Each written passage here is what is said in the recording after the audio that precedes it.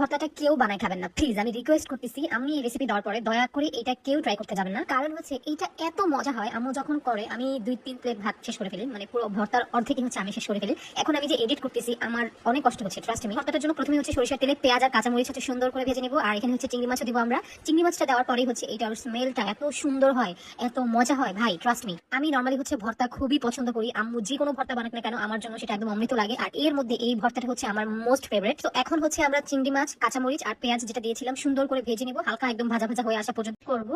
হচ্ছে ধনিয়া পাতা। ধনিয়া পাতা শীতের সময় না দিলে তো মানে কোনো ভর্তাই জমে না, সো ধনিয়া পাতা দিতেই হবে। এটা দিয়ে আমরা আবার হচ্ছে ভালো করে মিক্স করে নিব। এই রেসিপির ভিডিওগুলো মূলত হচ্ছে আম্মুর ইচ্ছাতেই করা হয়, মানে আম্মু চায় সেই টুকটাক বাসায়, মানে একদম বাসায় যেগুলো আমরা করি বাড়ির খাবার যাই হোক না কেন সেগুলো যদি ভিডিও করে আপনাদের সাথে শেয়ার করা হয়, তো এইটাই আর কি।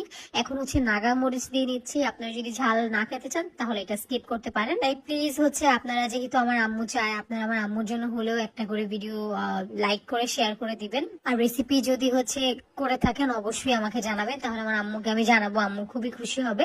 এখন হচ্ছে এই যে এটা আমরা নামিয়ে নিচ্ছি, আর এখন যেটা দিয়ে দিচ্ছি মোস্ট ইম্পর্টেন্ট একটা ইনগ্রিডিয়েন্ট, সেটা হচ্ছে সিমের বিচি। এখন তো সিমের বিচি সব জায়গায় পাওয়া যায়, সো এইটা আমাদের বাসায় সবসময় থাকে, মানে আমরা শীতের সময় আর কি নিয়ে আমরা ফ্রোজেন করে রেখে দিই, সারা বছর আমরা খেতেই থাকি, কারণ এটা আমাদের খুবই খাবার।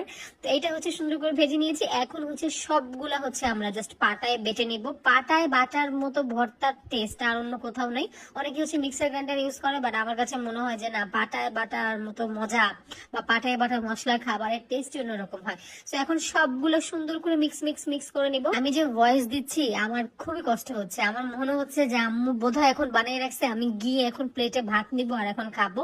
এটা এত মজা হয়েছিল, আপনারা প্লিজ একবার হলেও ট্রাই করে দিবেন। যারা স্পেশালি সিমের বিচি পছন্দ করেন তারা তো ডেফিনেটলি আপনাদের কাছে এটা একদম খুবই মানে অমৃতের মতো একটা খাবার লাগবে।